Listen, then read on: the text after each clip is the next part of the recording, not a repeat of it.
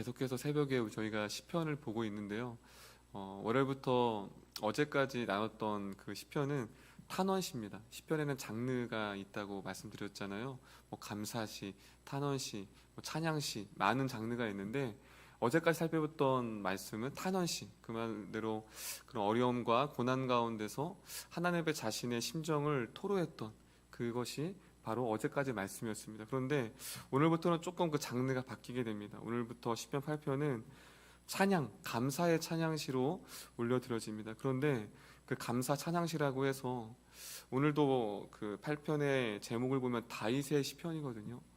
다윗하면 고난의 대명사라고 할 정도로 삶에 고난이 많았던 사람입니다.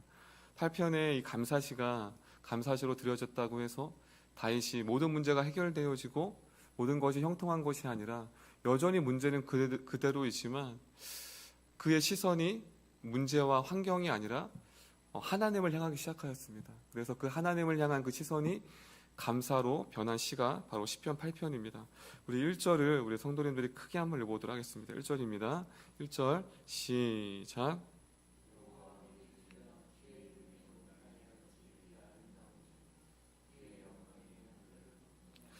다윗이 고난 가운데서 문제와 환경에 시선을 두는 것이 아니라 그 시선이 여호와 하나님, 여호와 야훼 하나님을 바라보았습니다.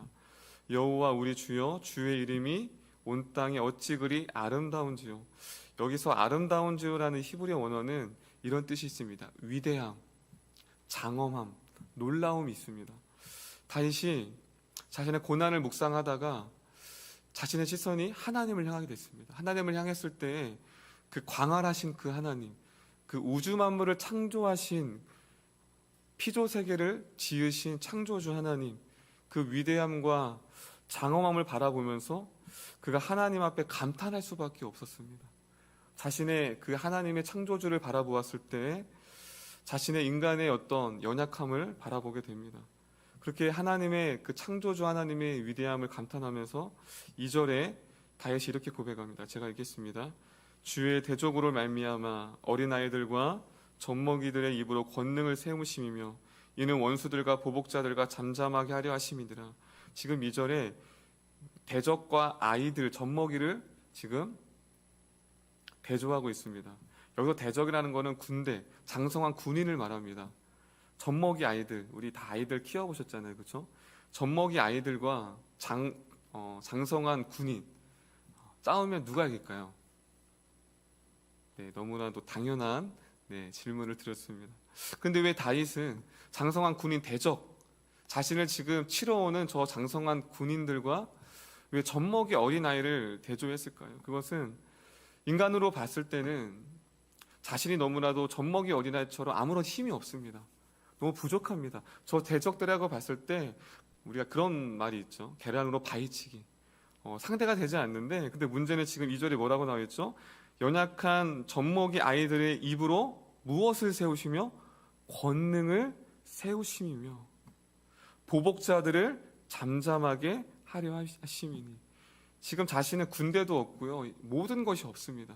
대적들에게 우겨싸움을 당했는데 그의 시선이 누구를 향했죠? 창조주 하나님을 향했을 때에 그의 마음 가운데 자신이 가진 것이 아니라 하나님의 그 권능하심을 통하여서 자신의 대적자들을 물리칠 것을 지금 2절에 고백하고 선포하고 있습니다. 그리고서 그가 3절에 이렇게 고백합니다. 그렇게 자신의 연약함과 하나님의 권능을 선포하면서 성도님 3절 크게 한번 읽어보겠습니다. 3절입니다. 시작.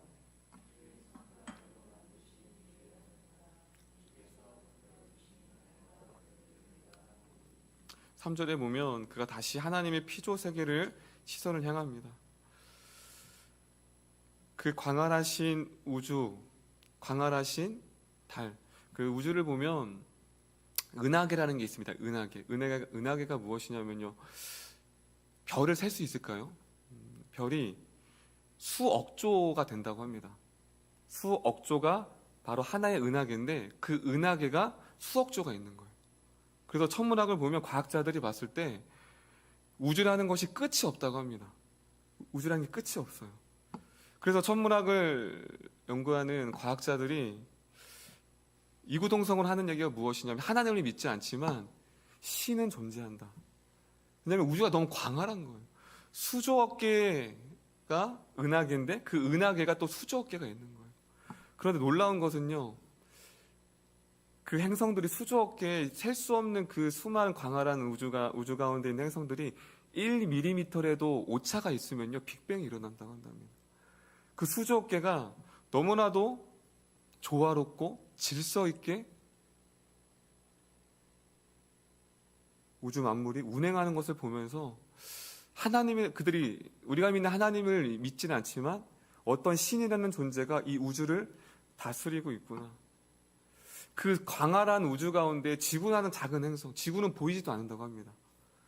그 지구 가운데에 또 대한민국이라는 작은 나라, 또 대한민국이라는 나라에 서울이라는 나라, 그리고 서울이라는 나라에 화곡동이라는 작은 나라, 그 수많은 인구 가운데의 작은 나. 어떻게 보면 시편에도 어느 기자가 얘기했던 건 우리가 먼지와도 같습니다. 아무것도 아닌 존재입니다. 지금 시편 기자 다윗이 그 광활하신 하나님을 바라보니까요 자신이 너무 초라한 거예요. 자신이 너무 연약한 거예요.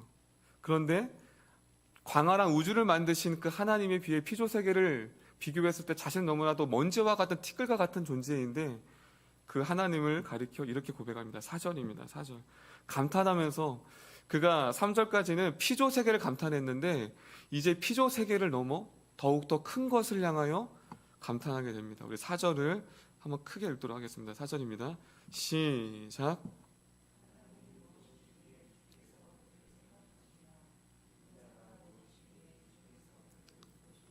(3절까지는) 다윗의 시선이 창조주, 그 광활하신 우주를 바라보았고 그 광활하신 우주를 보았을 때 자신의 티끌과 같이 먼지와 같이 너무 작은 존재였습니다. 그런데 그래서 그걸 가리켜 사람이라는 단어, 구약에서 사람이라는 단어가 2번 쓰여집니다. 2단어로요. 그러니까 우리는 번역, 그러니까 구약은 히브리어로 히브리어라는 언어로 이제 기록이 되어 있고 신약은 헬라어로 기록되어 있습니다. 히브리어는 그들이 이제 당시에 그들이 구약 이스라엘 백성들이 사용했던 언어인데요. 우리에게는 똑같은 단어이지만 그들에게 의미가 다릅니다. 사람은 2가지로 나눠지는데 우리 따라했으면 좋겠습니다. 에노시. 에노시라는 단어로 사용되어 두 번째는 아담. 우리 아담 다 아시죠? 아담과 화할 때 흙으로 비어진 사람. 그런데 이 2단어가 좀 차이점이 있는데 그냥 우리 성경으로 보면 다 사람으로 나와 있는데 그 단어를 보면 에노시라는 단어와 그리고 아담이라는 단어가 나눠집니다. 왜 나눴냐면요, 구약 사람들이 에노시는 아담이라는 사람보다 더 연약한 존재입니다. 부족할 때 초라한 인간, 그래서 그 초라한 인간을 아무런 힘이 없는 어린아이 같은 젖먹이와 같은 사람을 표현할 때 에노시라는 단어를 씁니다. 그런데 오늘 이 4절에 사람이라는 단어는 아담이 아니라 무엇이라고 기록되어 있냐면 에노시입니다. 인간의 연약함, 너무나도 초라한 인간을 말합니다. 그런데 창조 세계의 광활한 우주에 비해서 연약한 에노시, 이 사람을 주께서 어떻게 하시냐면 다 같이 따라하겠습니다. 그를 생각하시며, 4절에 보면 그 에노시 연약한 티끌과 같은 연약한 인간을 생각하시며, 이 생각하시며 원어의 뜻은 이것입니다. 존재를 기억한다. 주의 깊게 살피고 돌보신다는 뜻이 있습니다. 할렐루야. 지금 다윗이 어떤 것에 감탄하죠? 처음에는 피조 세계를 향하여서 그 광활한 우주를 보았을 때, 광활한 별과 달을 보았을 때 해를 움직이시고 달을 움직이시는 그 창조주 하나님을 감탄했습니다. 그런데 그것에 그치지 않고 그것보다 더 감탄한 것이 무엇이냐면 아무것도 아닌 우리 인간 자신의 연약한 존재를 생각하시며 내 존재를 기억하시고 내 삶을 깊게 들여다보시고 세밀히 관찰하시고 보호하신다는 사실입니다. 이것은 무엇이냐면 인간을 향한 하나님의 사랑을 다윗이 고백하고 찬양하고 있습니다. 드디어 그가 깨달았습니다. 자신은 아무것도 아닌 존재였는데 그가 5절에 깨달았습니다. 5절 제가 읽겠습니다. 5절입니다. 그를 하나님보다 조금 못하게 하시고 영화와 종교와 간을 씌우셨나이다. 지금 그가 감탄하는 것은 무엇이냐면 하나님보다 천사보다 이 세상의 어떠한 피조물보다 하나님은 우리 연약한 인간을 존귀하게 지으셨다는 사실을 감탄하고 있습니다. 할렐루야. 유일한 피조물 중에 하나님의 형상을 닮은 피조물은 누구밖에 없죠? 저희밖에 없습니다. 하나님의 형상을 가졌다라는 건 하나님과 독대할 수 있다는 거예요. 영혼이 있거든요. 어떤 청년들이 물어요. 걔가 죽으면 천국을 갈까요, 안 갈까요? 자신의 개가 죽었는데 그게 너무 걱정되는 거예요. 제가 그랬어요, 그 청년한테. 강아지나 동물은 영혼이 있을까 없을까 잘 모르겠대요. 영혼이 없죠. 유일하게 영혼을 가진 존재는 누구죠? 인간입니다. 하나님은 영이시니, 하나님은 영이시기 때문에 영혼을 가진 자만이 하나님을 예배할 수 있고요, 하나님을 찬송할 수 있고 하나님께 기도할 수 있습니다. 할렐루야. 스펀지와 동물들을, 원숭이와 개들을 되게 지능이 높잖아요. 그들이 하나님을 예배하는 것을 훈련시킬 수는 있어요. 노래를 시킬 수 있고요, 손을 들게 할 수 있고요. 그런데 그것은 행위이지 하나님과 소통이 할 수 없습니다. 다윗이 그걸 깨달은 것입니다. 유일한 하나님의 형상을 가진 거룩한 존재로 지음받았고, 유일하게 하나님을 독대할 수 있고, 영이신 하나님을 유일하게 예배할 수 있는, 자신이 그 하나님의 그 영광을 바라보지 못할 때는 너무나도 초라했습니다. 자신의 이 처지, 아무것도 할 수 없는, 그런데 자신을 향한, 그 인간을, 연약한 인간을 향한 하나님의 사랑, 하나님의 특별한 보호하심, 그 돌보심을 보았을 때 다윗은 그 하나님을 찬양하지 않을 수 없었다는 것을 오늘 시편 8편에 기록되어지고 있습니다. 그래도 9절에 이렇게 고백하고 있습니다. 9절, 여호와 우리 주여, 주의 이름이 온 땅에 어찌 그리 아름다운지요. 8편은 1절과 첫 시작과 끝을 하나님의 영광을 찬양하고 있습니다. 어찌 그리 아름다운지요.